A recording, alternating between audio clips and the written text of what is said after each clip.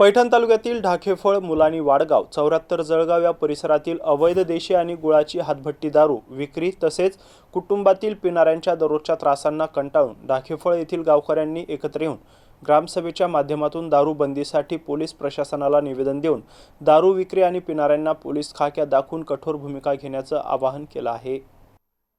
30 वर्षीय तरुणाचा मृतदेह अवैध हातभट्टी दारू अड्ड्यावर आढळून आल्याच्या पार्श्वभूमीवर संतप्त गावकऱ्यांनी आक्रमक भूमिका घेण्याचे ठरवून सायंकाळी पोलीस प्रशासनाच्या उपस्थितीत ग्रामसभा घेण्यात आली। या दारूबंदीच्या ग्रामसभेस बिडकीन पोलीस ठाण्याचे फौजदार मनजीत सिंग सेना, बीट जमादार योगेश नाडे, हेड कॉन्स्टेबल अमोल मगर यांनी गावकऱ्यांचं सहकार्य लाभल्यास 100% दारूबंदी होईल असं आश्वासन दिलं। यावेळी महिला आणि पुरुष आक्रमक भूमिकेत हजर होऊन पोलीस ठाणे बिडकीन तसेच पोलीस ठाणे MIDC पैठण हद्दीतील अवैध दारूबंदीसाठी निवेदन पत्रावर स्वाक्षऱ्या करून आपला निषेध व्यक्त केला।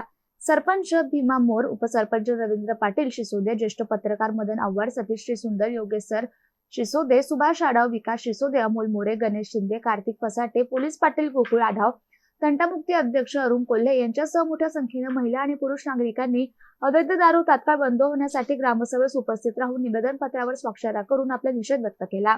Satish Shrisundar, MCN news, Dhorkin.